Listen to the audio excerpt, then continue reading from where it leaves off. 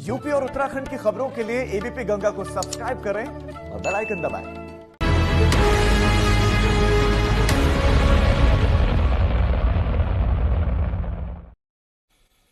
नमस्कार। उत्तर माघे प्रदेश में आपका स्वागत है। मैं हूं अवधेश। उत्तर माघे प्रदेश में आज हम बात करेंगे आंदोलन जो किसानों का है उसमें हाई वोल्टेज सियासत की एंट्री की। आज जबरदस्त हंगामा हुआ उत्तर प्रदेश में और खुद सपा सुप्रीमो अखिलेश यादव ने ऐलान किया कन्नौज जाने का, और जब उनको कन्नौज जाने से रोका गया तो वो धरने पर बैठ गए, उनको हिरासत में लिया गया। लेकिन सवाल ये है कि जो सियासत की एंट्री किसान आंदोलन में हुई है वो आखिर क्यों हुई है।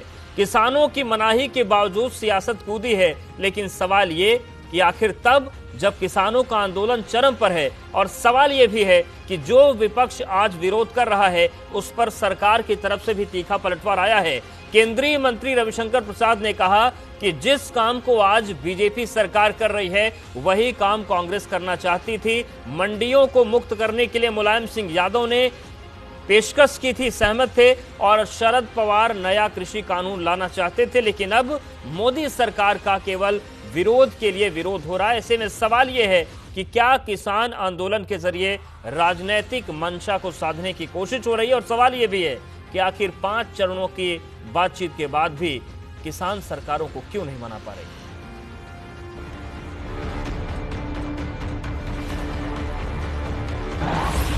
किसानों के नाम पर छिड़ी सियासी रार, सड़क पर उतरी सपा, सरकार पर सीधा प्रहार। पुलिस की बस हमें कन्नौज नहीं ले जाएगी, पुलिस की बस तो जेल ले जाएगी और किसानों की मांग पूरी हो। सरकार से पूछ रहे सवाल, जारी है विपक्ष का बवाल। हम भारतीय जनता पार्टी से जानना चाहते हैं कि धान लुट गया, मक्का का किसान लुट गया, गन्ने का अभी भी बकाया है, और अगर कानून जो पार्लियामेंट ने पास किए हैं अगर उस कानून से किसानों की नाराजगी है तो सरकार किस बात की जिद कर रही है। लेकिन जब चरम पर पहुंचा किसान आंदोलन तब खुली सियासी सुरमाओं की नींद। मनाही के बावजूद किसानों के आंदोलन में कूदे नेता। जारी है सियासी रार, किसानों को क्यों नहीं समझा पा रही सरकार। उत्तर माघे प्रदेश। तो सवाल सीधा सा है और यही कि आखिर अगर कानून किसानों के हित में है तो फिर किसानों को सरकार क्यों नहीं समझा पा रही है। और सवाल विपक्ष पर भी है कि जब आप सत्ता में थे तब क्या ऐसी चिंता किसानों की कभी हुई। हमारे साथ कुछ खास मेहमान जुड़ रहे हैं। हमारे साथ हैं हीरो वाजपेयी जी, प्रवक्ता बीजेपी। थोड़ी देर में हमारे साथ अनुराग भदौरिया भी जुड़ेंगे, प्रवक्ता सपा। सवित मलिक, किसान यूनियन अध्यक्ष, भी हमारे साथ जुड़ेंगे। और आरएस वर्मा जी, रिटायर्ड आईएएस हैं, वो भी हमारे साथ जुड़ेंगे प्रयागराज से। हीरो वाजपेयी जी, सवाल ये है कि आज केंद्रीय मंत्री रविशंकर प्रसाद जी ने कहा कि हम वही चीजें कर रहे हैं जो कांग्रेस की सरकार करना चाह रही थी, आज विरोध के लिए केवल विरोध हो रहा है। तो क्या ये आप कहना चाहते हैं कि ये कोशिश पहले कांग्रेस ने सत्ता में रहते दौरान की थी, तब आप लोगों ने विरोध किया, अब आप कर रहे हैं तो अच्छा लग रहा है वो? नहीं, देखिए ऐसा है, आज श्री रविशंकर प्रसाद जी ने बताया कि वो जो शरद पवार जी की चिट्ठियां थी वो पढ़कर बताई, कांग्रेस करना चाहती थी, मुलायम सिंह जी क्या करना चाहते बताया। मेरे भारतीय जनता पार्टी का ये सीधे मानना है कि जो कुछ भी इस समय आंदोलन में सियासत हो रही है वो सिर्फ सियासत के लिए हो रही है। किसानों का जब तक आंदोलन नहीं दिखा कोई राजनीतिक दल आगे नहीं आया, किसानों की सुध नहीं ली, और किसानों ने भी कहा कि हमें किसी राजनीतिक दल का प्रतिनिधि नहीं चाहिए, हमारी चुनी हुई सरकार है, हम सरकार से सीधे वार्ता कर रहे हैं और सरकार भी वार्ता के लिए तैयार है। हर लोकतंत्र में आंदोलन का अपना जगह है और सरकार वार्ता के लिए तैयार है। तो मुझे लगता है बीच में जो लोग राजनीति और सियासत केवल अपनी उपस्थिति या फोटो फ्रेम के लिए कर रहे हैं, इससे अधिक कुछ नहीं। रविशंकर प्रसाद जी ने यही आकर बताया कि ये चिट्ठियां क्या बताती हैं, ये चिट्ठियां यही बताती हैं कि आप ये करना चाहते थे, हमने किसानों के हित में कर दिया, और आप उसको उलझाने के लिए केवल इस तरह का ये जो सामने दिख रहा है आपको प्रदर्शन, वो दिख रहा है। राजनीतिक दल चाहे सपा, अखिलेश यादव यहां कर रहे हो, ये प्रतीकात्मक है, केवल फोटो फ्रेम बनाने के लिए। उस तरह की हम भी जब आंदोलन करते थे हमारे कार्यालय पे ठीक है, लेकिन हीरो वाजपेयी भी रोका जाता था। क्या रविशंकर प्रसाद की प्रेस कॉन्फ्रेंस ये भी बताती है कि सरकार ने जो कानून बनाया है वो पहले भी कोशिशें होती रही हैं, किसान चाहे जो कर लें कानून वापस नहीं होगा। क्या ये भी मैसेज साफ कर दिया गया है? नहीं, देखिए ऐसा तो लोकतंत्र या किसी क्षेत्र में भारत में नहीं हो सकता कि कोई चाहे जो कुछ कर ले। सरकारें जनता द्वारा चुनी जाती, जनता के हित के लिए चुनी जाती। किसान नीति किसानों के हित के लिए बनाई गई है, किसी व्यक्ति विशेष के हित के लिए नहीं। जो भी उसमें आमूलचूल बदलाव करने होंगे वो वार्ता से निकलेंगे। और मुझे लगता है डायलॉग एक सबसे बढ़िया चीज है, और सरकार और किसानों के बीच में डायलॉग चल रहा है, उसको उलझाने के लिए इस तरह की राजनीतिक पार्टियां इस तरह के करतब दिखा रही है। ठीक है, अनुराग भदौरिया जी के पास जाएंगे। मनोज काका हमारे साथ जुड़े। मनोज काका जी, आज केंद्रीय मंत्री रविशंकर प्रसाद ने एक प्रेस कॉन्फ्रेंस की। उन्होंने कहा कि आज विरोध जरूर कर रहे हैं विपक्ष के लोग, लेकिन इन्हीं मंडियों की मुक्त करने की जब बात हुई थी तो मुलायम सिंह यादव उसके अगुवा बन गए थे। सियासी हित साध रहे हैं क्या आप लोग? ये गलत बयान है, वो बिल्कुल निराधार बयान है। समाजवादी पार्टी हमेशा किसानों के हित में रही, और आज आपने देखा होगा कि हमारे नेता जब किसानों के हित की लड़ाई लड़ने हेतु निकले तो उनके पूरे घर को बैरिकेड किया गया। पूरे समाजवादी पार्टी को पूरे उत्तर प्रदेश और पूरे देश में मुंबई तक हमारे कार्यकर्ता सड़कों पर हैं। हम चाहते हैं अगर हर चीज के लिए, हर व्यवस्था के लिए कानून है, तो समाजवादी पार्टी की माननीय अखिलेश यादव जी की भी वही मांग है कि क्यों नहीं किसानों का जो एमएसपी है उसको लीगलाइज किया जाए। इनके जो कृषि मंत्री हैं नरेंद्र सिंह तोमर जी ने बयान दिया है कि एमएसपी प्रशासनिक निर्णय है, वो एमएसपी जो है कानूनी निर्णय नहीं है। तो समाजवादी ठीक है, इस पर भी बात करेंगे हम हीरो वाजपेयी जी से कि ये स्वामीनाथन की रिपोर्ट और फिर क्या शांता कुमार जी की जो कमेटी बनी थी वो मामला भी आ गया क्या? लेकिन सवित मलिक जी, आप लोग नहीं आएंगे? मनोज जी आएंगे, हम सवाल लेंगे हीरो जी से कि ये स्वामीनाथन लागू हो रहे हैं या फिर शांता कुमार लागू हो रहे हैं। सवित मलिक जी, आप लोग कहते रहे कि जो राजनीतिक दल है हमसे दूर रहे, हमारे आंदोलन में ना कूदें, लेकिन समाजवादी पार्टी तो खुलकर आ गई है, बड़ा प्रदर्शन हुआ, बसपा भी आ गई, इनका आंदोलन स्वीकार है आप लोगों को, फायदा मिलेगा इससे क्या? देखो, किसान इस वक्त मजबूर है, लाचार है, वो उसको अपना भविष्य, अपने बच्चों का भविष्य दिख रहा है।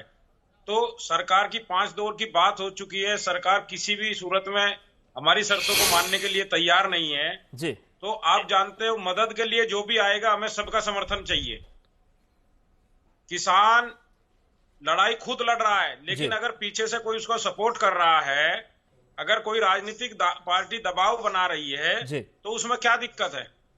हम लोगों को अपनी मांग पूरी होने से मतलब है, किसान को राजनीतिक पार्टियों से किसी से कोई मतलब नहीं है।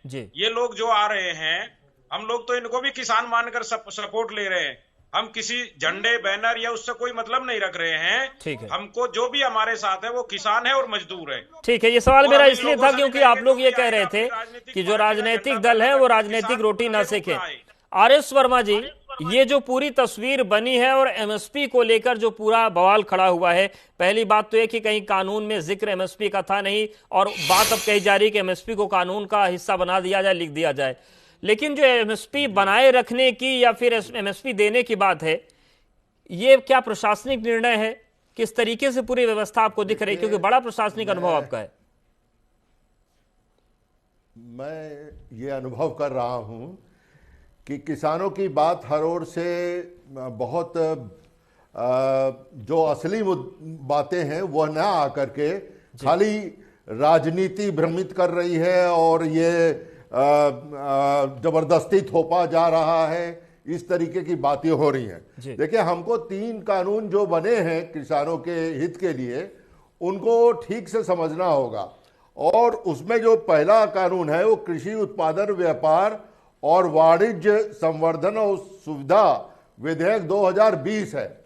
और इस कानून में यह है कि किसान अपना माल कहीं भी बेच सकता है जी, और उसको मंडी में बेचना जरूरी नहीं है।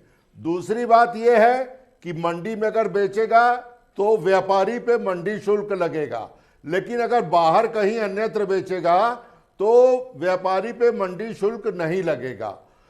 तो इसमें सबसे खास बात समझने की यह है कि किसान बाहर अगर बेचता है तो मंडी शुल्क का सरकार को ही नुकसान होगा और सरकार जो किसानों के लिए वेलफेयर के काम और ज्यादा कर सकती है मंडी शुल्क से, उससे वंचित रह जाएगी। फायदा होगा आढ़तियों को और बहुत बड़े बड़े व्यापारियों को, और यह सुनिश्चित नहीं हो पाएगा कि मिनिमम सपोर्ट प्राइस एमएसपी पर ही किसान का माल बिक रहा है।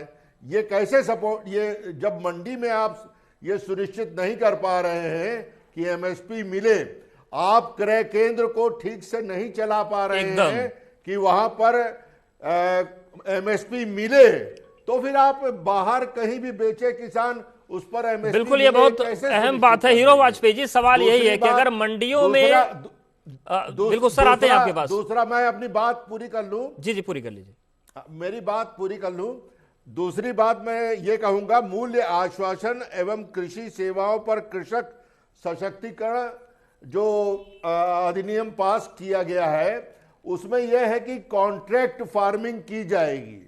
कॉन्ट्रैक्ट फार्मिंग का मतलब यह हुआ कि किसान से पहले ही बड़े बड़े लोग कॉन्ट्रैक्ट में ले लेंगे कि आपके जो उपज होगी उसको हम इस मूल्य में लेंगे।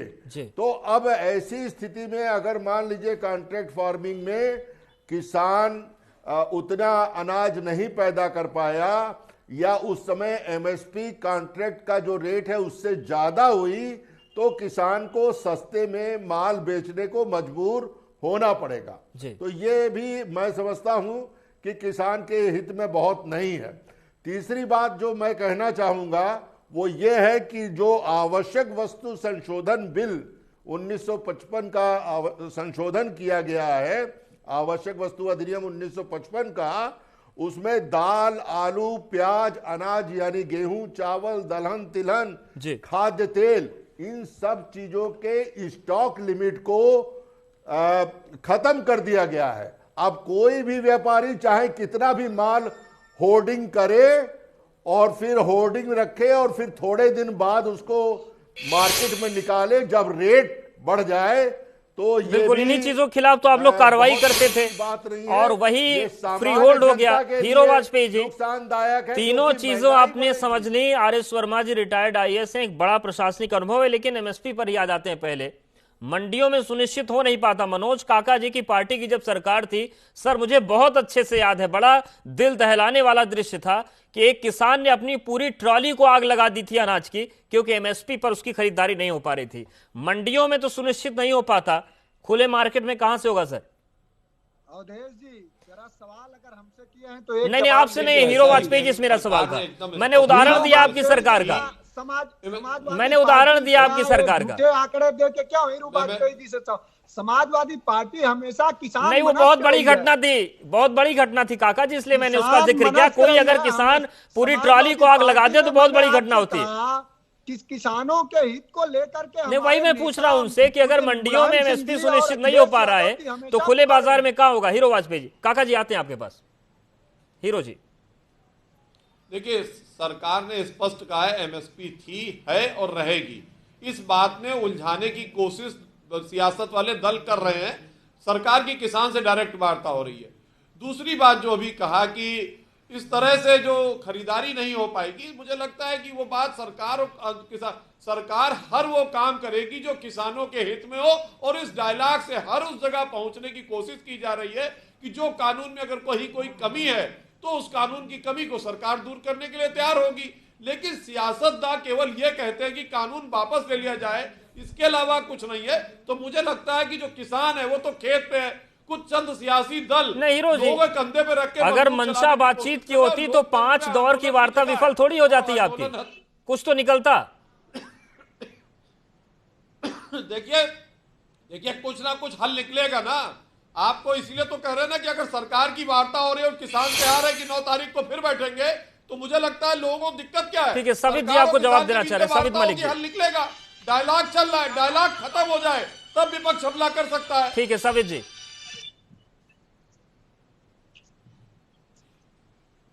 सवित मलिक जी आप कुछ कहना चाह रहे थे जी? आप बीच में कुछ बोलना चाह रहे थे। हम कह रहे थे किसानों की जो मांग है, हीरो वाजपेयी जी कह रहे हैं, इतनी लंबी वार्ता की क्या जरूरत थी? किसान कहते हैं कि हमने ये बिल नहीं मांगा है, इसको वापस ले लो, सरकार यस या नो में जवाब दे। इतनी लंबी वार्ता की इसमें जरूरत क्या है? ये किसान को उलझाना चाहते हैं, कभी कहते हैं कमेटी बनाओ, कभी कहते हैं इसकी कमी लेके आओ। अरे इस कमेटी की तो जब जरूरत थी, जब बिल बना रहे थे, तब इन्होंने किसानों की कमेटी नहीं बनाई, पक्ष विपक्ष से बात नहीं करी। ऐसी कौन सी मजबूरी आ गई थी कि रात के अंधेरे में कोरोना काल में इनको ये अध्यादेश लाने पड़े? आप लोगों को जो है वाजपेयी जी समझना चाहिए कि किसान दुखी है, पीड़ित है, वो अपना घर द्वार छोड़कर यहाँ पे पड़ा है आपके द्वार पर। मोदी जी को इसीलिए चुना था, इसीलिए उन्होंने सोचा था कि मोदी जी आएंगे, हमारे संकट दूर करेंगे, लेकिन इन्होंने तो हर आदमी को संकट में ला दिया है। अच्छे दिन यही अच्छे दिन है कि लोग अपना बोरिया बिस्तर लेकर राजधानी में पड़े हुए हैं। हीरो वाजपेयी जी, देश विदेश यही अच्छे दिन है क्या? अभी देखो आपको लगेगा, तमाम एमएसपी पे सरकार ने एकदम स्पष्ट कहा कि जो एमएसपी की हालत है, एमएसपी थी, है और रहेगी। बहुत सारी बातें अभी बताई जो वर्मा जी अधिकारी हैं कि कॉन्ट्रैक्ट फार्मिंग आज भी हो रही है। हमारे लखनऊ के बगल में मलियाबाग में आम उगाता कोई है, खेत किसी का है, खरीदता कोई है, पहले से कॉन्ट्रैक्ट रहता है कि हम आप हमारे लिए आम उगाएंगे, हम दवाई देंगे, हम खाद देंगे। कॉन्ट्रैक्ट फार्मिंग आज भी हो रही है, ऐसा नहीं है कि नहीं हो रही। और हिमाचल में सेब की कॉन्ट्रैक्ट फार्मिंग ही हो रही है, तमाम जगह चल रही, किसान करते रहे। सरकार ने तो फिर उसको कह दिया है, लेकिन मुझे लगता है कि तमाम जगह कॉन्ट्रैक्ट फार्मिंग ऑलरेडी पूरे देश का किसान एक है और किसान कह रहा है कि जो नारा लगा था कि बहुत हुआ किसान, अरे आप वो जमाने चले गए, वो किसान ने मुलायम सिंह के अखिलेश यादव का किसानों से कोई लेना देना नहीं। केवल आप फोटो फ्रेम में आने के लिए इस आंदोलन में अपनी रोटी सेक रहे हैं। सियासत किससे ज्यादा यूरिया देख लो, आपको किसानों से कोई लेना देना नहीं। आप किसान आंदोलन की आड़ में अपनी राजनीति की रोटियां सेक रहे हैं। पूरे देश में भ्रष्टाचार पूरे एशिया में नंबर 1 पर है, अर्थव्यवस्था डूब गई, किसान अपने हक को लेकर सड़क पर है, नौजवान तभी तो जनता ने आपको फिर हरा दिया उत्तर प्रदेश में, आपकी जमानतें जब्त हो गई क्योंकि आप लगातार जनता से झूठ बोल रहे हो। अभी योगी आदित्यनाथ की सरकार पर लोगों का विश्वास है, उपचुनाव ने बता दिया। झूठ के दिन बात नहीं रहते, किसान आपके बहकावे में आने वाला नहीं है। माननीय मोदी जी और योगी जी ने वादा किया था कि 14 दिन में गन्ने का भुगतान कराएंगे, कहाँ है आपका वादा? आप किसान के बारे में नहीं जानते हो। ठीक है, हर कोई यही कह रहा है कि आप किसान के बारे में नहीं जानते। यहाँ पर वक्त एक बहुत छोटे से ब्रेक का है, लेकिन मनोज काका जी, पहले सवाल में जिसका आपने जवाब नहीं दिया था, जवाब मैं फिर आपसे लूंगा कि अगर किसानों के प्रति इतनी अगाध आस्था समाजवादी पार्टी की है तो फिर मंडियों को इस चंगुल से मुक्त करने के लिए मुलायम सिंह यादव ने समर्थन क्यों किया था?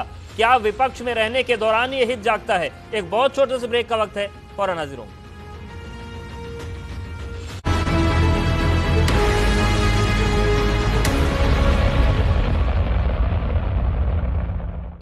तो सवाल यही है कि किसान आंदोलन में अब राजनीतिक रार शुरू हो गई है, लेकिन क्या इस राजनीतिक रार में अपने हितों को साधने की तड़प ज्यादा है? मनोज काका जी, वही सवाल जो जिक्र किया गया कि कांग्रेस भी चाहती थी कि इस तरीके के कानून बने, एनसीपी भी चाहती थी कि इस तरीके के कानून बने, जब मंडियों की बात आती है तो मुलायम सिंह भी चाहते थे कि इस तरीके की बातें हों। तो फिर क्या अब विपक्ष, ये पूरी जो स्थिति है विरोध वाली, ये केवल इसलिए हो रही क्योंकि मोदी सरकार का, मोदी का विरोध करना है? देखिए, विरोध हेतु विरोध नहीं है अवधेश जी।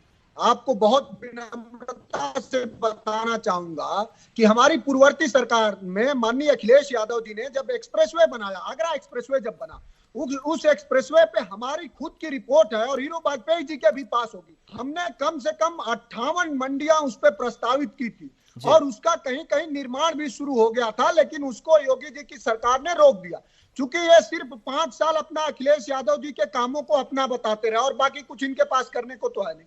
दूसरा जो सवाल है, स्वामीनाथन आयोग की रिपोर्ट जो थी, जो किसान के हित में थी, उसमें जो C2 है, C2 की जो बात की जाती है, C2 ये है कि किसान के भाई जब किसी चीज का आप उसका उपयोग करते हैं तो उसके श्रम के साथ उसके उस वस्तु का भी किराया देते हैं।